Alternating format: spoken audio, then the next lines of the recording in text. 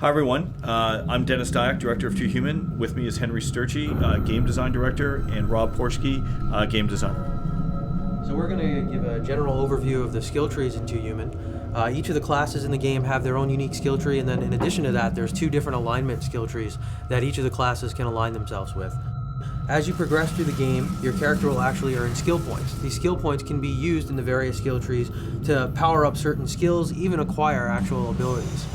You can decide to spread it out and go down deeper into the tree. As you'll see, each of the nodes kind of require a certain amount to open up more, or you can continue to power up one of the nodes and max it out and gain the fullest you can from that power.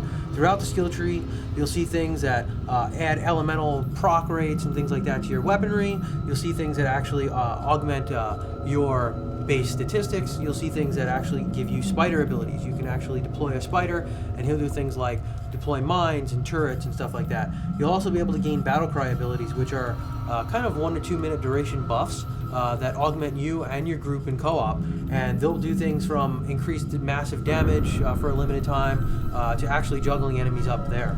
So Dennis will actually cover the champions tree. The champion represents Odin's divine force of retribution.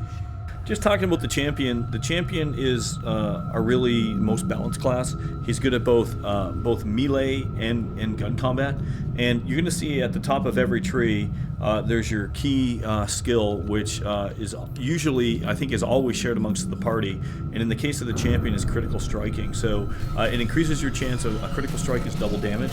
So as you level up, you can put points into that, and once you get beyond 6, you can then go to the next nodes in the skill tree, which then define your various paths.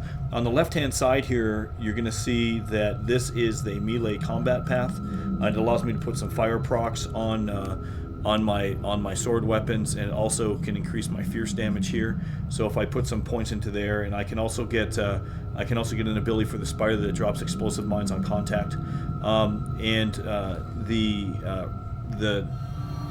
battle cry here that is activated increases melee damage, so everyone in my party will do better melee damage when they're fighting, and I can also power up the sword damage. So specifically with melee combat, the champion's good with the sword. The middle area here, which I'll sort of power up as I go, that's for air combat. The champion does excel at air combat. You notice once I choose a spider, I cannot respec further down in the other spider on the other tree. So once you pick a path without respecing, you have to stick with it. And here is a battle cry that allows me to juggle guys in the air very easily just by hitting them. And then this increases my juggle height. So with the champion, he can be really, really good with air combat. And one thing really important about air combat is that it's actually one of the best paths to build up your combo meter as fast as possible.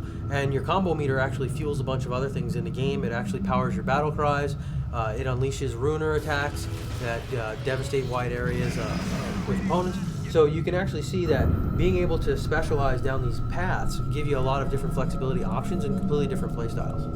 Yeah, the last thing that we want to say about just the skill trees in general, always at the bottom of the skill tree, there's a sentient weapon node, and what that does is it allows you to release a power that's extremely powerful, where your sword or your melee weapon will attack on its own and give you massive combo strength. So it allows you to use your special abilities. There is no mana in Too Human. You have to kill enemies to use your powers, and so even with characters like the bioengineer, he has to kill enemies to use and heal people. So, and on the left, the furthest right-hand side is the pistol path, and here I can increase my pistol damage. I can drop a spider turret that has a chain gun and really devastates enemies.